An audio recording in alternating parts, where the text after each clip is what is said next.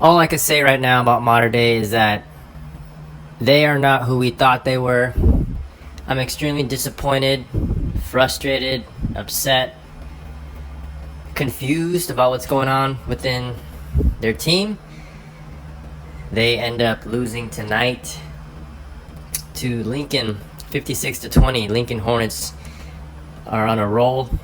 They're on a rise. They're on a run to making a very deep playoff run. Might I add, a CIF championship, long overdue, with the amount of guys that they got and the amount of talent that they possess. But man, this is more so on Mater Dei. I'll touch up on Lincoln in a little bit. I probably will make a separate video on how good I think that they're going to be, and kind of some predictions, maybe a little bit more in depth, and maybe I can go into some of the players potentially. But this is about Mater Dei, and Mater Dei only. And they haven't won a game all year so far. They are 0-4. And now this was the type of game that kind of is the straw that breaks the camel's back.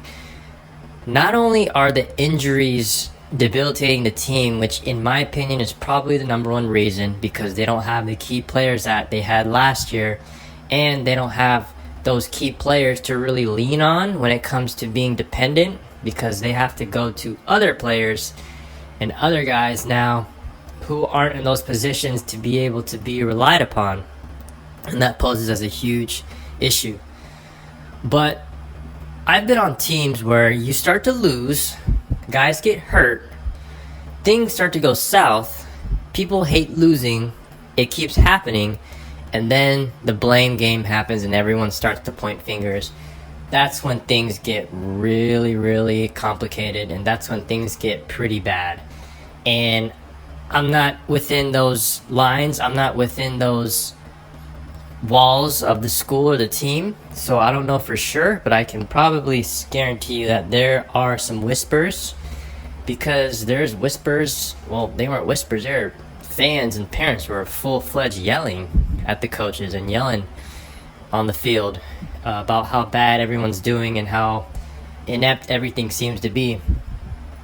So obviously it's going to trickle down to the team and the kids and coach, head coach, OC, DC. They all got to rally together and try and make this thing work, man. Like, at the end of the day, they still have the ability to make a playoff run. I don't think they're going to go winless this year. I think they're going to be able to beat a Scripps Ranch, a Saints, and maybe a Madison. But just the expectations were so high this year that it really threw a lot of things off. And again, it's not helping that a lot of the guys are being injured, but that's one of the main issues, is obviously the injuries. But what I'm really disappointed about is the play calling, and the offensive line, man, is terrible, man. I said it in the first video, like, I saw the Cathedral game, the very first game of the year, and I was like, why is Nankill running this much? He's running this much. I think the commentators for the KUSI game was saying some crazy stat, like he rushed for more yards in that game in the first, like, in one quarter than he did all last season as a whole. And there's not very many design runs for him. They're a passing team. He's getting these yards off scrambling, but I was just so shocked and in awe how many times he was escaping the pocket. Right? So that happens, and then I look at the next week's game, and I was like, alright, I need to see this again. I need to see how they're going to perform again, going up against another team, another really good team. Same thing. He's dropping back, the line breaks down in about 1.5 seconds, and he's spinning out and rolling out, having to make a play, looking for McClure. And this is game 4. They're 0-3. They play a good team in Lincoln. And what do you know? They call pass plays. It's 4 wide, 10 personnel, 11 personnel, 4 or 5 wideouts, all going on routes. drop back pass, 5, at most 6-man protection. What does Nankill do? Drops back, 1.5 seconds, spins out, cuts one side of the field off because he's rolling to one side, has to make a play, scramble drill, throw it to Jerry McClure. The whole game.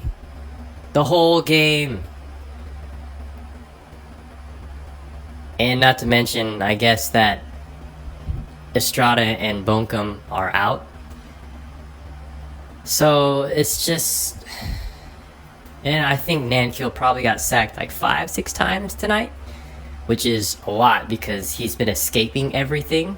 He should be sacked about 9 to 10 times a game, but because of how athletic he is, he's able to escape a lot of sacks. So it really goes to the offensive line, whoever the O-line coach is. It's not just on the kids, right? They're probably all new. I get it. You're on varsity. You have to make things happen.